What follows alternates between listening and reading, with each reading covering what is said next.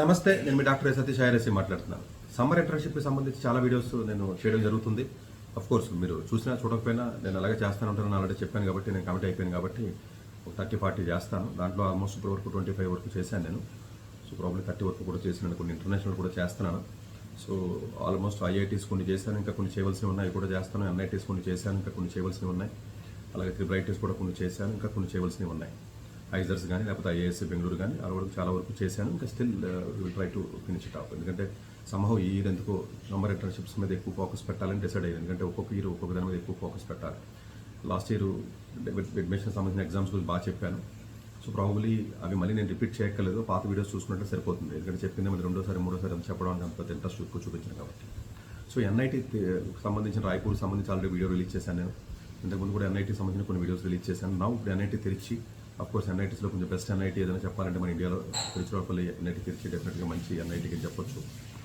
So డెఫినెట్గా ఎన్ఐటీస్లో research కొంచెం తక్కువగానే ఉంటుంది త్రిబ్రైటీస్తో కంపేర్ చేసినట్లయితే. బట్ స్టిల్ ఎన్ఐటీస్లో కూడా ఇప్పుడు రీసెర్చ్ కల్చర్ కొంచెం పెరుగుతుంది. అఫ్కోర్స్ ఇది ఒకటి పెద్ద ల్యాగింగ్ అండి యాక్చువల్గా. ఎన్ఐటీస్లో ఇంటర్నేషనల్ ఎక్స్పోజర్ ఉన్న మంచి ఫ్యాకల్టీస్ తక్కువ ఉంటారు. అఫ్కోర్స్ దీనికి ఎక్కువ మంది ఏకీభవించకపోవచ్చు. ఇప్పుడన్నా నేను డిస్కస్ చేసినప్పుడు ఎన్ఐటీ వర్సెస్ త్రిబుల్ డిస్కస్ చేసినప్పుడు మేబీ కొంచెం డెప్త్ చెప్పడానికి ప్రయత్నం చేస్తాను.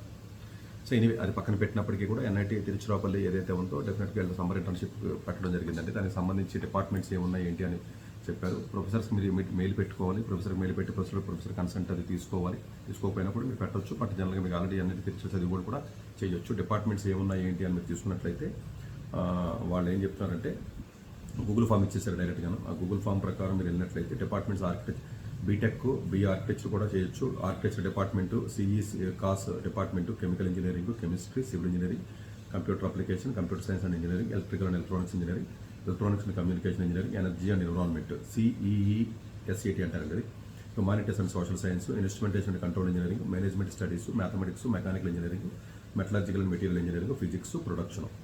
ఇవి ఉన్నాయి. ఇన్ని రకాలు ఉన్నాయి కాబట్టి ఆల్మోస్ట్ ఇంటర్న్షిప్ అనేది మీకు ఫ్లెక్సిబుల్ అండి. మే టు జూలైలోపు మీరు ఎప్పుడు ప్లాన్ చేసుకున్నా ఒక మినిమం 2 months ఉన్నట్లయితే సరిపోతుంది. ఆ యొక్క డ్యూరేషన్ ఫ్లెక్సిబిలిటీ మీరు పెట్టండి. అడ్రస్ కానీ ఇదంతా మామూలేనండి. ఫ్యాకల్టీ మెంటర్ నేమ్ మీరు మెన్షన్ చేయవలసి ఉంటుంది. ఎన్ఐటీ ఫ్యాకల్టీ ఎవరితో వర్క్ చేద్దాం ఏంటి అనుకుంటారండి మీరు అందులో మెన్షన్ చేయవలసి ఉంటుంది. సో అలాగే హాస్టల్ అకామిడేషన్ సంబంధించి ఇవ్వడం జరుగుతుందండి వాళ్ళు.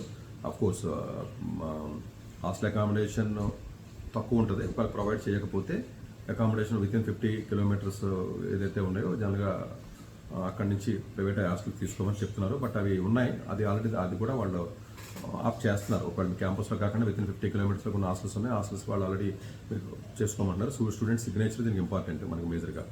సో ఇది స్టూడెంట్ ఏ కాలేజీ ఐడి కార్డు ఇదంతా మామూలుగా యాజ్ యూజువల్గా మీరు పెట్టాలి. ఇది గూగుల్ ఫామ్ అండి. ఇది ప్రాబ్లీ మీకు లింక్ నేను పెట్టడానికి ట్రై చేస్తాను. నేను అఫ్కోర్స్ డిస్క్రిప్షన్లో పెట్టడానికి ట్రై చేస్తాను. సో దయచేసి ఇది లాస్ట్ డేట్ వచ్చి 6th April. ఇమీడియట్గా ఈ యొక్క ఆపర్చునిటీని యూజ్ చేసుకుని మీరు ఎన్ఐటీ తిరిచి స్టూడెంట్స్ అయినా పర్వాలేదు, అదర్ దాన్ ఎన్ఐటీ తిరిచి స్టూడెంట్స్ అయినా కూడా మీరు అప్లై చేసి ఆపర్చునిటీ తీసుకొని ట్రై చేయండి. కొంచెం ఎందుకంటే ఎక్కువ వీడియోస్ ఉండడం వల్ల లాస్ట్ మినిట్లో కొన్ని చేయవలసి వస్తుందండి. అందు గురించి నా వీడియోస్ వినడం వరకు కూడా నోటిఫికేషన్ రాగానే లాస్ట్ డేట్ చూసుకుని ఇమీడియట్గా దాన్ని వాచ్ చేయడానికి ట్రై చేయండి.